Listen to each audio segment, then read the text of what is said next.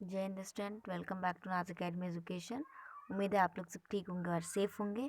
तो आज हम देखेंगे हिंदी युवक भारती का 9वां आपको दिया गया चुनिंदा शेर। तो चुनिंदा शेर में जो स्वाध्याय है आपका, उसके अंदर जितने भी क्वेश्चन दिए गए सारे क्वेश्चन के हम लोग आंसर देखेंगे। और ये हमारे 12th क्लास का महाराष्ट्र बोर्ड का है, ठीक है। वीडियो का स्टार्ट करते हैं। आप लोग वीडियो को एंड तक देखिए। कोई डाउट हो तो आप कमेंट सेक्शन में पूछ लीजिएगा, ओके। और चैनल पर नए तो चैनल को सब्सक्राइब कर लीजिए, वीडियो को ज़्यादा शेयर कर दीजिए। चलिए स्टार्ट करते हैं वीडियो को। सबसे पहला क्वेश्चन स्वाध्याय का आकलन से दिए गया। पहले का अ है, लिखिए। पहला है, परिंदों को यह शिकायत है। आंसर लिखेंगे, परिंदों को यह शिकायत है, हे मालिकों, कभी तो हमारी बात सुनो। ऐसा प्रतीत होता है कि जो दाना आपकी कृपा से हमें प्राप्त होता है उसमें भी कीड़े लगे हैं। दूसरा क्वेश्चन है, नदी के प्रति उत्तरदायित्व। आंसर लिखेंगे, हमारी संस्कृति में नदी को माता के रूप में पूजा जाता है। नदी मानव सभ्यता के लिए जीवनदायिनी का काम करती है। इस नदी रूपी माता के लिए हमारा भी कुछ उत्तरदायित्व है। हमें नदी को स्वच्छ रखना चाहिए। कूड़ा कचरा रसायन नदी में नहीं डालने चाहिए। आ है, परिणाम लिखिए। पहला है, पानी सर से गुजर जाएगा तो। आंसर लिखेंगे, पानी सर से गुजर जाएगा तो। पानी सर से गुजर जाने का अर्थ है परिस्थिति का हाथों से निकल जाना। ऐसी स्थिति आने पर या तो व्यक्ति बिल्कुल हताश हो जाते हैं या विद्रोही बनकर न करने योग्य कार्य भी कर गुजरता है। दूसरा क्वेश्चन है, कवि जिंदगी के सवालों में खो गए हैं। आंसर लिखेंगे, कवि जिंदगी के सवालों में खो गए हैं। तब ऐसा हुआ कि कवि के सवालों के जवाब उनके उजाले में खो गए। दूसरा क्वेश्चन दिया गया है शब्द संपदा से। दूसरा है, पाठ में आए 4 उर्दू शब्द और उनके हिंदी अर्थ लिखिए। तो इधर उर्दू लिखेंगे हम लोग और इधर हिंदी अर्थ लिखेंगे, ठीक है। तो आपका इसका जो आंसर है लिखिए। पहले ये जो है ना, इसके ऊपर ना हेडिंग डाल दीजिएगा उर्दू शब्द और इसके ऊपर लिख दीजिएगा हिंदी अर्थ, ठीक है। तो यहाँ पे लिखेंगे खुशबू, यहाँ पे लिखेंगे परिंदे और यहाँ पे लिखेंगे ख्वाब और चौथे में लिखेंगे जिंदगी। और इसके सामने यहाँ पर लिखेंगे सुगंध, यहाँ पे लिखेंगे पक्षी, यहाँ पे लिखेंगे स्वप्न और यहाँ पे लिखेंगे जीवन, ठीक है। तो ये हो गया आपके आंसर, लिख लीजिए। मैं स्क्रीन क्लियर कर देती हूँ, ओके। नेक्स्ट क्वेश्चन आपको दिया गया है अभिव्यक्ति से। तीसरे का अ है कि आकाश के तारे तोड़ लाना। इस मुहावरे को स्पष्ट कीजिए। आंसर लिखेंगे इसका, आकाश के तारे तोड़ लाना मुहावरे का अर्थ है असंभव काम करना। जब कोई व्यक्ति किसी ऐसे कार्य की पूर्ति कर दे जिसे कर पाना असंभव माना जा रहा हो, तब उसके इस असंभव कार्य के लिए उपयुक्त मुहावरे का प्रयोग किया जाता है।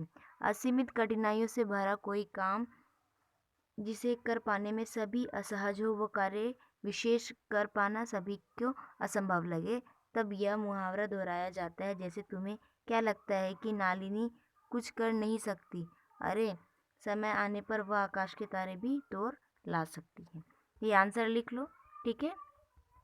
ज़्यादातर तो ये फेंकते हैं बॉयज़, है ना।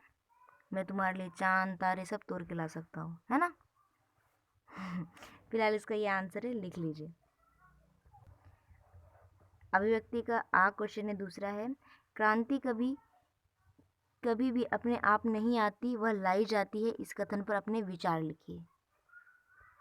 आंसर लिखेंगे, क्रांति अर्थात बदलाव लाना। बदलाव शासन व्यवस्था के प्रति हो सकता है या फिर किसी सामाजिक प्रथा के विरोध में। क्रांति कभी भी अपने आप नहीं आती। क्रांति के लिए मानव को ही प्रयास करना पड़ता है। कोई व्यवस्था अथवा रूढ़ी भले की जर्जर हो चुकी हो, समाज के विकास के लिए अहितकार बन रही हो, अगर हम उसमें बदलने के लिए क्रांतिकारी कदम नहीं उठाएंगे तो हमारा समाज प्रगति नहीं कर पाएगा, कूपमंडूक बना रहेगा। इतिहास साक्षी है कि जब जब मानव के नए सिद्धांतों को, नई खोजों को अपने समाज निरंतर विकास के मार्ग पर बढ़ता रहा है। यह आंसर है, लिख लीजिए। नेक्स्ट क्वेश्चन दिया गया रसस्वादन से। चौथे का है कि कवि की भावुकता और संवेदनशीलता को समझते हुए चुनिंदा शेर का रसस्वादन कीजिए।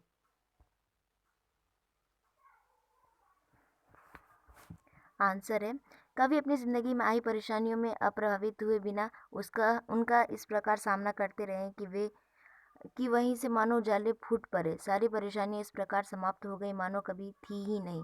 हर सुबह हमारे लिए एक नया संदेश लेकर आती है। रात्रि के घोर अंधकार में जुगनू द्वारा फैलाए गए हल्के से प्रकाश में भी आशा की एक किरण छिपी होती है। कभी नित्य नए सपने देखता था। जागती आंखों के सपने वह नहीं जानता था कि उसके सपनों में, उसके विचारों में क्रांति का बीज छिपा है। उसके द्वारा आसमान पर लिखे गए सपने एक दिन क्रांति का रूप ले लेंगे। हंसी और आंसू मनुष्य के जीवन के दो अंग हैं, परंतु आज हर मनुष्य अपने जीवन की विसंगतियों से इस कदर शत है कि वह नहीं चाहता कि दूसरा कोई भी अपने आंसुओं से उसका कंधा भिगोए। अतः हमें अपने चेहरों पर एक मुखौटा लगाकर अपने आंसुओं को हंसी से छिपा कर लेना चाहिए। ईश्वर फकीरों, साधुओं और समाज की भलाई की इच्छा रखने वाले लोगों को ऐसी शक्ति प्रदान करता है कि उनके मुख से निकलने वाले आशीर्वाद सच होने लगते हैं। ऐसे लोगों की आंखों मानो करुणा और स्नेह बरसाती रहती है। हर मनुष्य को सहन शक्ति की एक सीमा होती है। प्रतिकूल परिस्थितियों, असफलताओं और अन्याय को सहन करने की शक्ति जिस दिन समाप्त हो जाएगी, उस व्यक्ति का विवेक उसका साथ छोड़ देगा। वह दिन बस विद्रोह का दिन होगा। जीवन में निरंतर मिलती निराशाओं के कारण आंखों से आंसू इस प्रकार बहते रहते हैं मानो बाढ़ आ गई हो। कभी कभी तो ऐसा प्रतीत होता है कि यह जीवन नहीं बल्कि आषाढ़ का महीना है और निरंतर बादल बरस रहे हैं। एक मेहनतकश इंसान ज्येष्ठ मास की कड़कती धूप में नंगे पांव डामर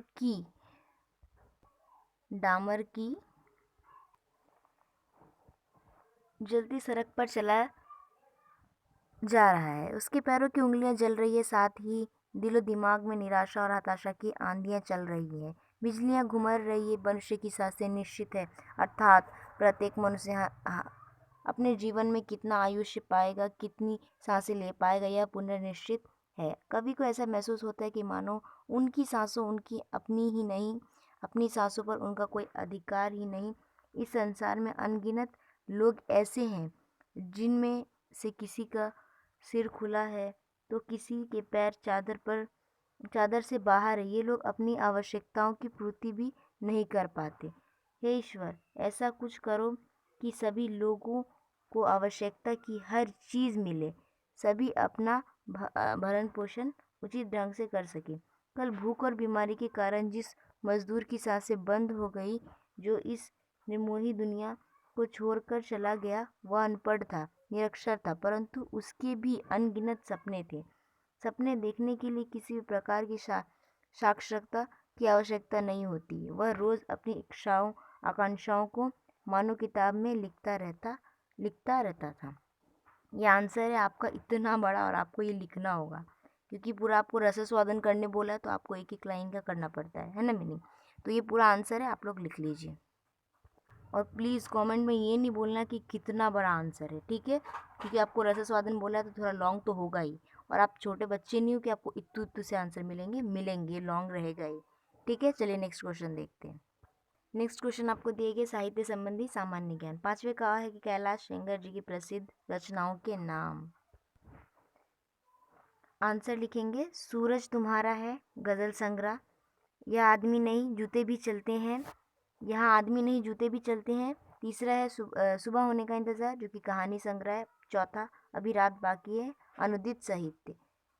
ठीक है, क्वेश्चन दिए गए हैं, गजल इस भाषा का लोकप्रिय काव्य प्रकार है।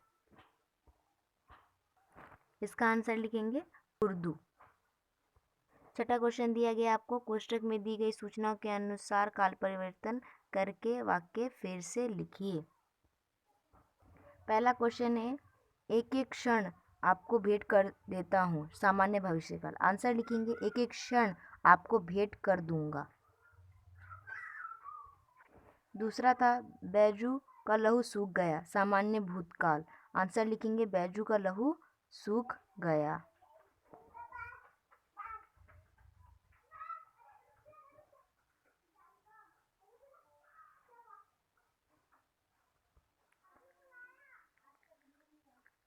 तीसरा है मन बहुत दुखी हुआ था, अपूर्ण भूतकाल। आंसर लिखेंगे मन बहुत दुखी हो रहा था।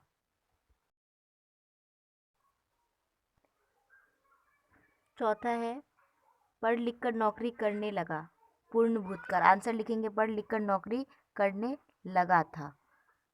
ओके, ये आंसर है, लिख लीजिए। उसके बाद पांचवा है यात्रा की तिथि भी आ गई, सामान्य वर्तमान काल। आंसर लिखेंगे यात्रा की तिथि भी आ जाती है। छठा है मैं पता लगाकर आता हूँ, सामान्य भविष्य काल। आंसर लिखेंगे मैं पता लगाकर आऊँगा। उसके बाद आपको दिया गया है सातवां, गर्ग साहब ने अपने वचन का पालन किया, सामान्य भविष्य काल। आंसर लिखेंगे गर्ग साहब अपने वचन का पालन करेंगे। और आठवां है मौसी कुछ नहीं बोल रही थी, अपूर्ण भूत वर्तमान काल। तो आंसर लिखेंगे मौसी कुछ नहीं बोल रही है। नौवां है सुधारक आते हैं, पूर्ण भूतकाल। इसका आंसर लिखेंगे पहले 10वें का लिख लीजिए। 10वां है प्रकाश उसमें समा जाता है, सामान्य भूतकाल। आंसर लिख देंगे प्रकाश उसमें समा जाता था। ओके, और यहाँ पे जो इसका आंसर लिखेंगे हम लोग सुधारक नहीं आते, पूर्ण भूतकाल। तो इसका आंसर लिखेंगे सुधारक आए थे। ठीक है, तो देखिए आपका जो ये था चुनिंदा शेर, इसके अंदर जितने भी क्वेश्चन दिए गए थे आपको सारे क्वेश्चन के आंसर मैं बता दिए। तो प्लीज़ वीडियो को ज़्यादा शेयर कर दीजिए, चैनल पर नए चैनल को सब्सक्राइब कर दीजिए। चलिए मिलते हैं नेक्स्ट वीडियो में। Bye and take care. Description box check कीजिएगा। ओके, चलिए बाय।